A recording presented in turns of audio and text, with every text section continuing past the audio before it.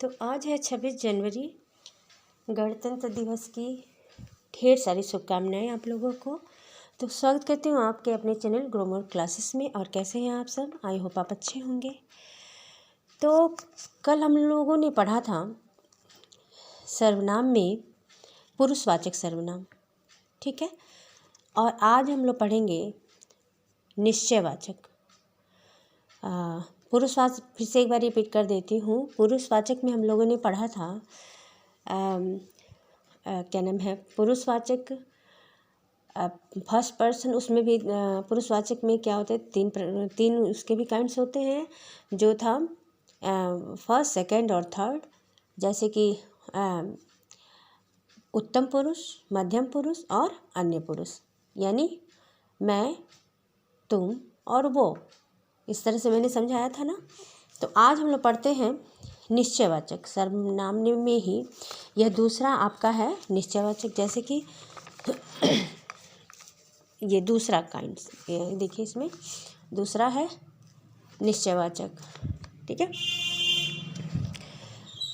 तो निश्चयवाचक क्या होता है? देखिए, निश्चयवाचक सर्वनाम वह होता है कि जिस सर्वनाम शब्द से किसी पास या दूर की वस्तु अथवा व्यक्ति की ओर निश्चयपूर्वक संकेत करते हैं, वे निश्चयवाचक होते हैं। जैसे कि वह, यह, वे, ये सब आपके क्या होते हैं? निश्चयवाचक होते हैं। जैसे कि देखिए, यहाँ पे मैं लिख देती हूँ,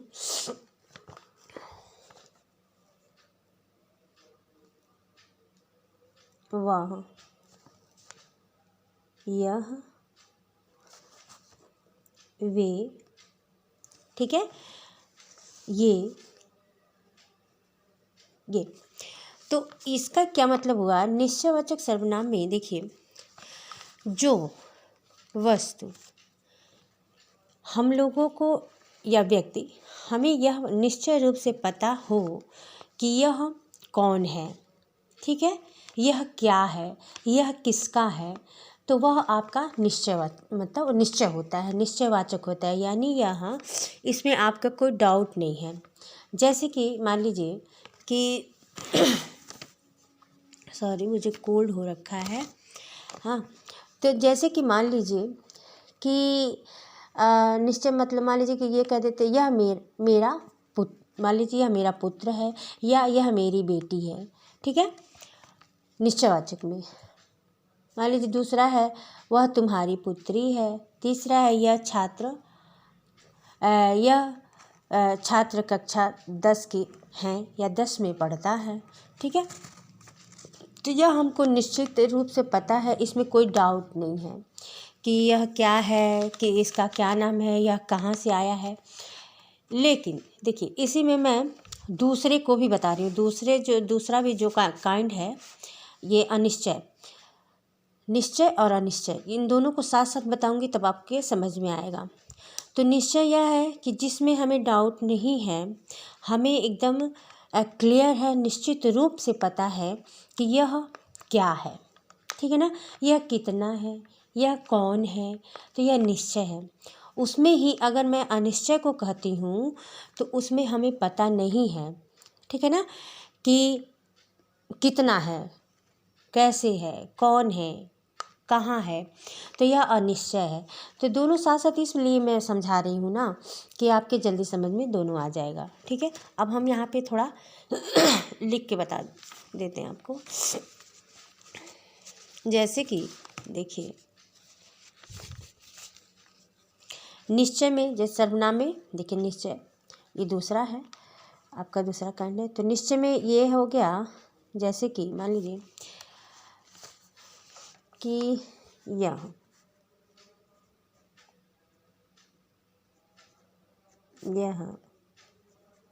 यह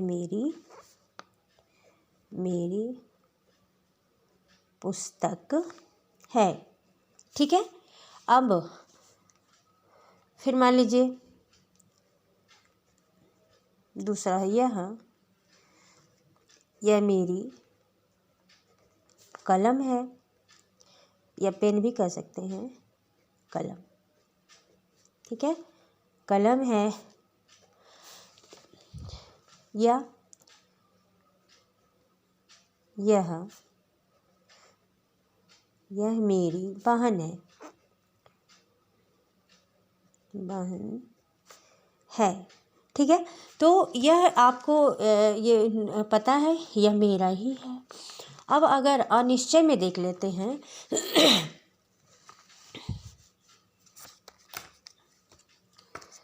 के लिख देती हूँ।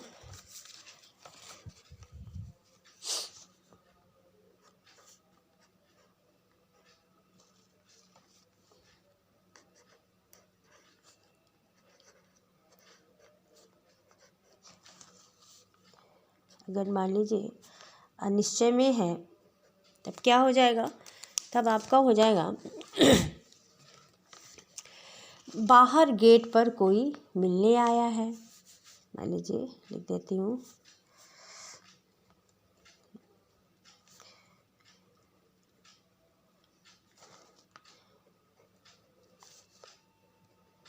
कोई मिलने आया है। ठीक है, आया है।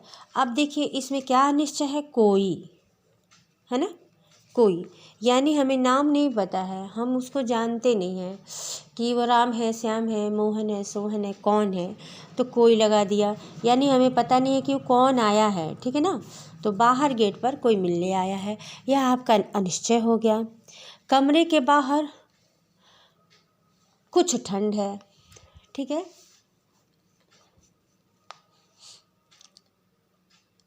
या मान लीजिए ये लिख देते हैं कि चीनी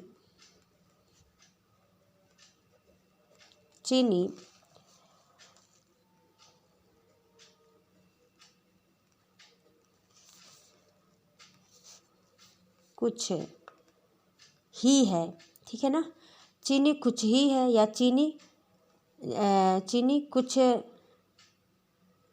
मान लीजिए चीनी कुछ ही किलो है। ठीक है ना, कुछ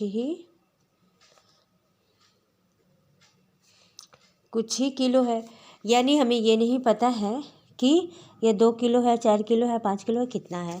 तो जिसमें हमें निश्चित रूप से पता ना हो कि यह कितना है, यह कौन है, यह कहाँ से आया है, इसका क्या नाम है, तो वह आपका क्या हो जाएगा, अनिश्चय हो जाएगा। निश्चय में हमें यह पता हो जाता है कि यह यही है, यह मेरी ही बहन है, यह मेरा ही पेन है।